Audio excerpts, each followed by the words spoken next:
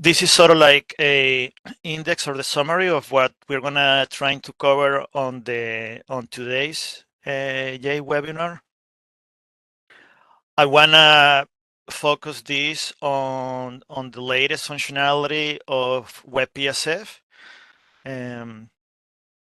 I don't know how is everyone experienced WebPSF, if this is the first time for you using it, and if you're curious about WebPSF or what can you do with WebPSF, or if you are an experienced user and just want to fine-tune some of your knowledge or specific science cases for with WebPSF.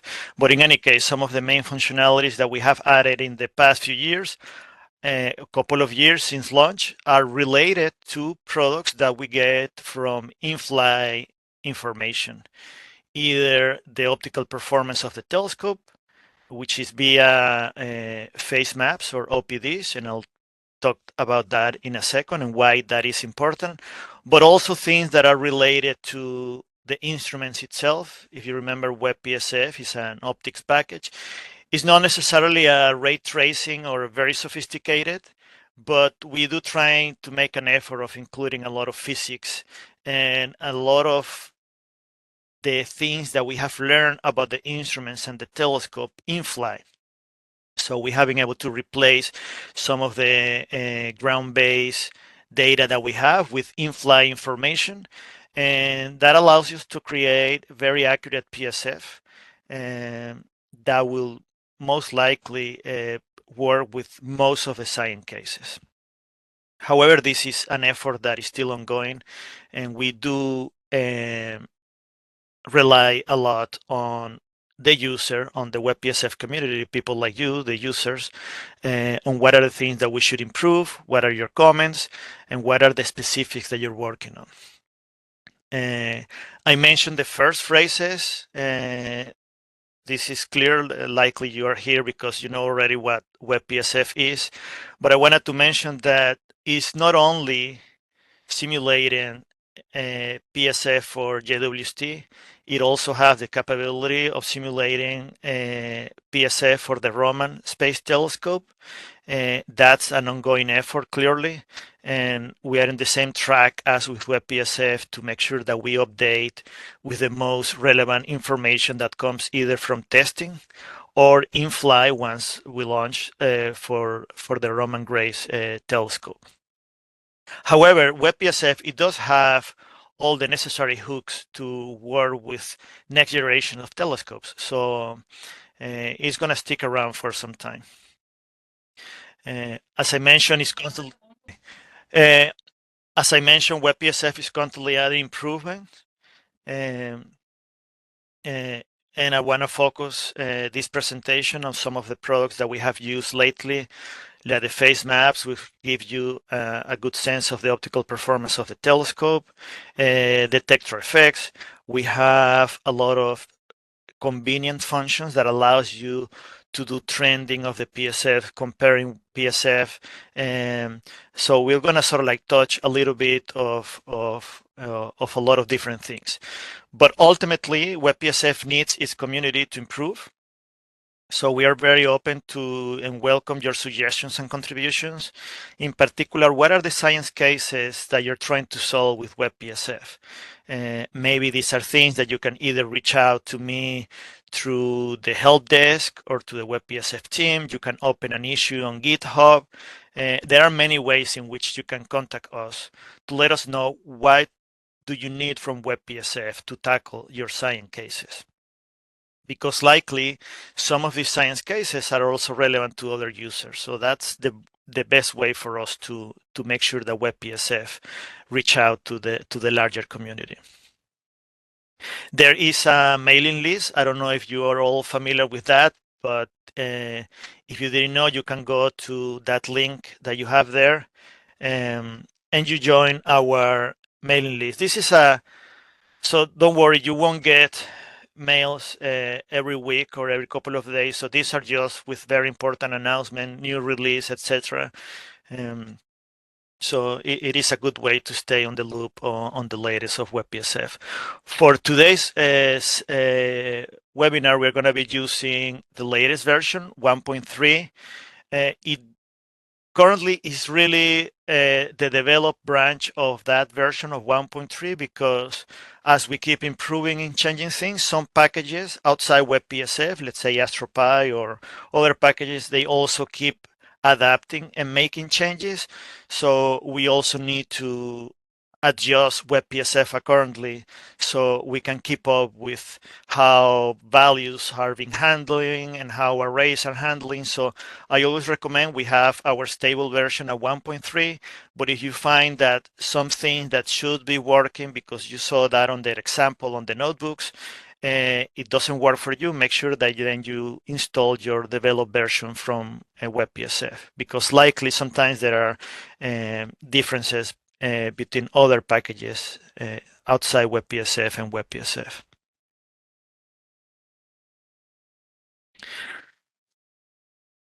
I want to mention this before we jump into the notebooks, and I'll make sure that I won't go over this in too much detail, as I want to spend most of the webinar on the notebook itself.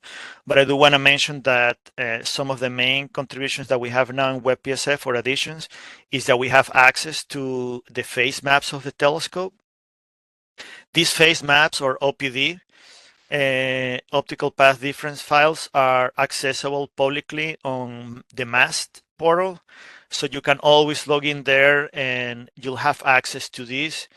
These phase maps comes from our wavefront sensing and maintenance program, which we perform every couple of days. This is just to assess the quality of the OTE of the mirrors of the telescope.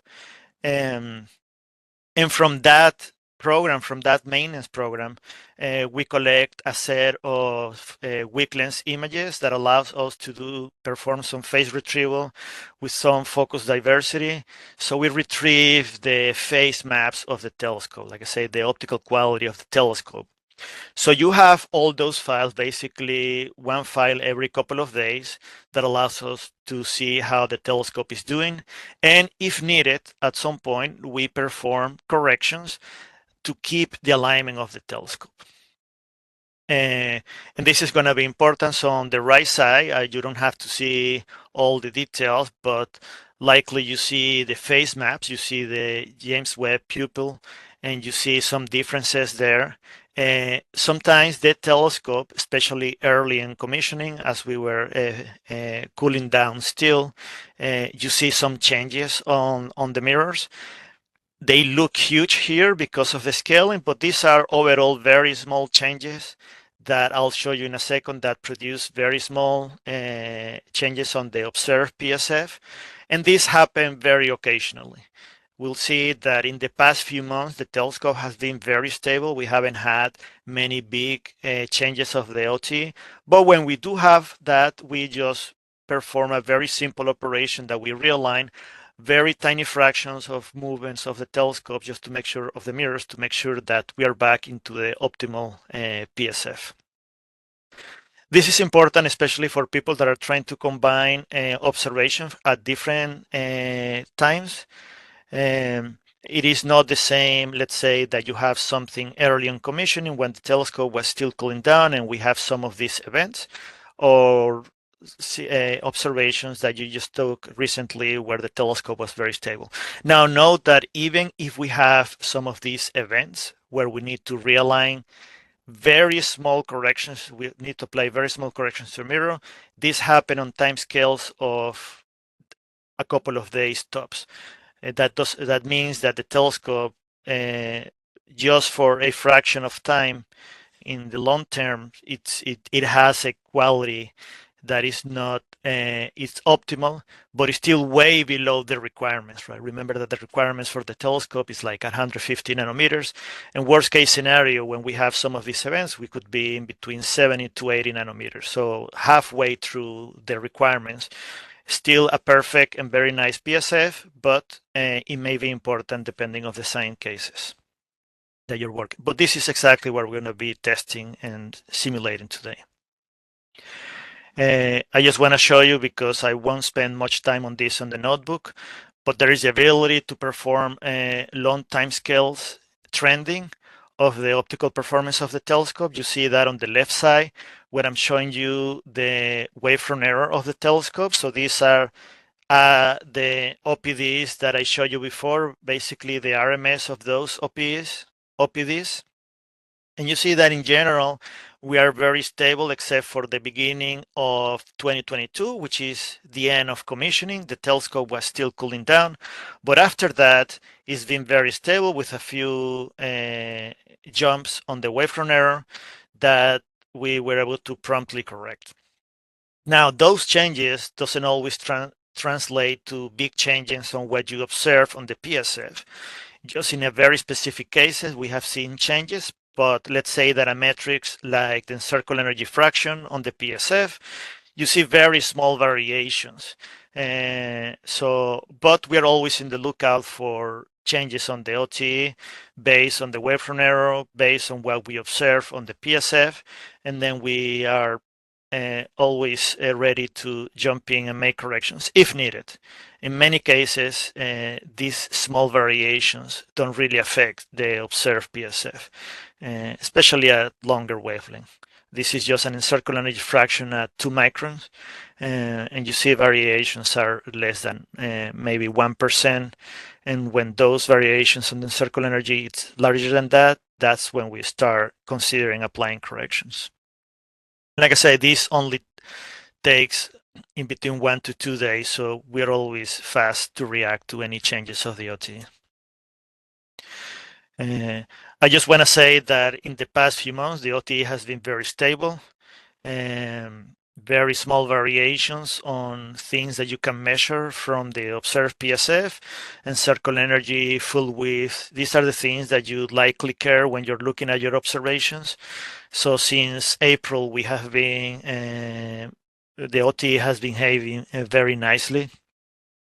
Some of those peaks that you see there are because some of our own testing and on the sensing program, but those are not, these are outliers that we understand the reason. In general, the trends are very stable.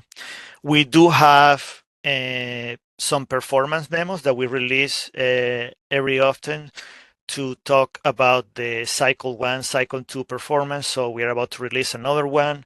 So you can always find information about the performance of the telescope through these memos that we put together for the community. So you'll get all this information there.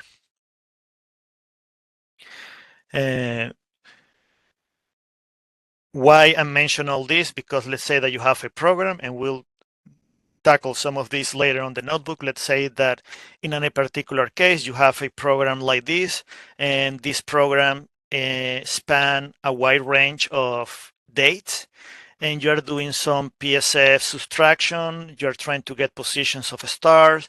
So you care about the centroids and you care about the positions of the stars, or you're trying to remove the PSF. So you can apply, there are some very convenient functions inside WebbPSF that allows you to visualize the performance of the telescope, the quality of the PSF across your program itself. So once you are running these notebooks locally in your computer, or once we're done with the webinar and you take this notebook with you, you can replace your program ID here. There are many things that you can do that are going to be relevant to your observation, right? I just want to point out that there are a few very convenient functions. I won't be able to touch all those functions here, but I also want to mention that every time we make a release, a stable release of WebbPSF, we also revise and update the documentation. So if you haven't checked the latest documentation of WebbPSF, please go back again and read the docs that we have on WebbPSF, because every time we release something, we get new information. So if you haven't checked that off in some time, I'll recommend you to go back again, because there are always new examples and new figures to check. But this is one of the convenience functions that you can use for that. And what to expect on today's webinar? Well, there are a bunch of things. I'm just showing here a few examples of the sort of things you're going to be looking at on the notebook. We'll do some PSF subtraction, and this is just showing one application in one particular way. If you're new to WebbPSF and you're a student and you're looking at sort of like start doing exploring this PSF subtraction, this is one method to do it, but there are different ways in which you can tackle these problems. But this will give you an idea on what are the things that you have access on WebbPSF. There are convenient functions that allows you to visualize the circle energy fraction of your simulated PSF, and then you can do that for different modes of observations for different simulations. So there are a small set of convenient functions that allows you to play around and visualize some of these. So these are the sort of things that we're going to be looking through on the notebook. I shouldn't have, I don't like to say the things that we're not going to cover in today, but in this case, I think it's relevant.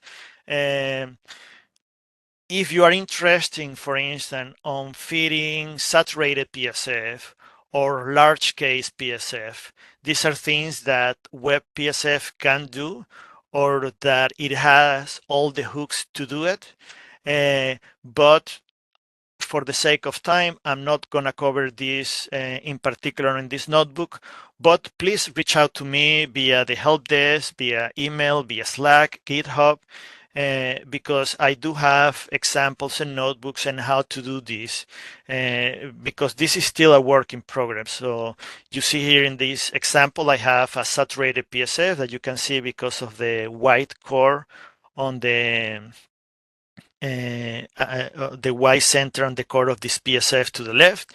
And there are ways in which you can fit this. There are ways in which you can create larger PSF in a way that you don't get killed by aliasing problems. So if you are trying to model very large PSF with the default people that we have, what you're going to find is that you have all these copies of the PSF. So you have an aliasing problem there that WebbPSF also have all the hooks to deal with that and create this large PSF, especially if you're interested on diffraction spice, etc. So these are problems that WebbPSF can solve. If this is part of your science cases, please let me know and we'll help you on that. And finally, the important thing of this is that WebbPSF, the important thing for you on this class and when you're trying to run WebbPSF by yourself outside the webinar, is that WebbPSF does need some data files. So what is going to happen is that at the beginning of the notebook, and typically if you run this locally, we're going to download the latest WebbPSF data. It's typically in a tar file. We're going to unzip that, and we're going to make sure that our WebbPSF variable points to that folder. And that's the first couple of cells on the notebook, is just setting that locally on your virtual environment. At home, or when you run this locally, you'll set up this differently. You can typically set up your WebbPSF path inside your bash scripts, but on the WebbPSF read the docs pages, you have all the relevant information for the installation. But just to let you know, this is exactly what we're going to be doing on the next, in the first few cells of the notebook.